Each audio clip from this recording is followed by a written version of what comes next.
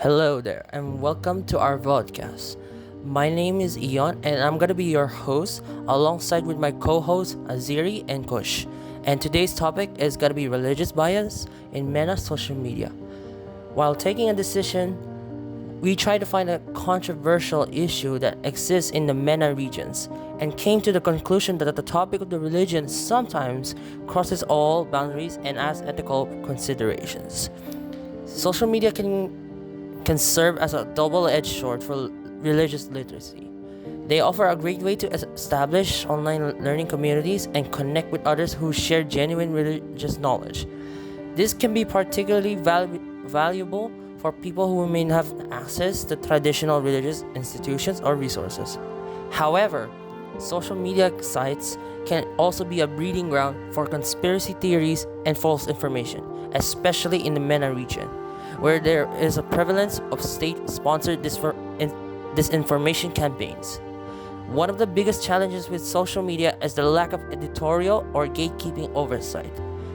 Mostly anyone can post information online, regardless of its accuracy or veracity.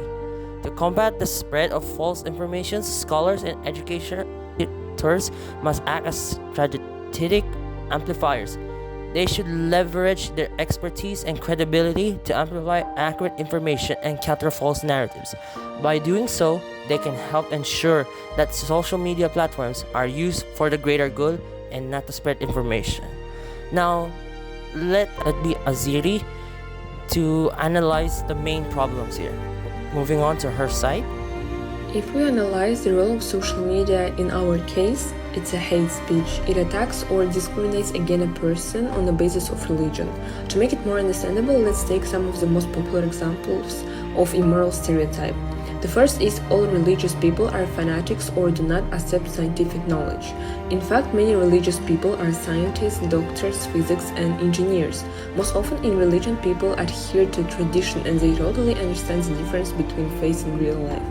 The second is all Muslims radical or terrorists. This stereotype devalues the real values of religion and generalizes to everyone. Religion professes the theme of peacefulness, harmony, and forgiveness. The third one is religion is the case of all wars, especially when we talk about Iran, Iraq, Egypt, Palestine, and Syria. However, this stereotype just ignores the actual reasons of conflict and simplifies the history. It's rarely happened when religion becomes the only reason of war. Understanding the harmful influence of hate speech can help us to be more tolerant and prevent bias in society. Education and awareness encourages initiatives that challenge assumptions, promote knowledge, and foster empathy for other religious communities.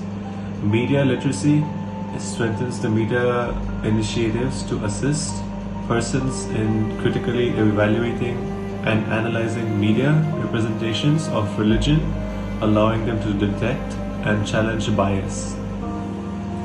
Ethics and training educate the journalists and media professionals on ethical reporting techniques such as sensitivity to religious matters and avoiding bias. Policy reform is an advocate for legislation and regulations that support religious liberty,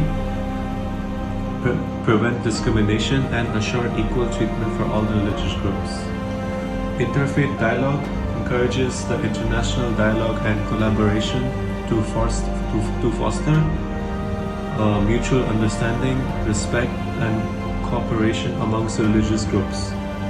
Accountability procedures create procedures to hold media outlets accountable for bias or irresponsible reporting on religious issues.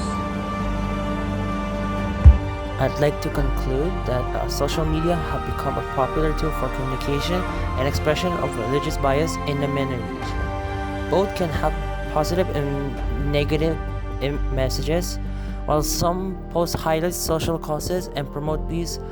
As for the others, it causes misinformation, hate speech, and propaganda.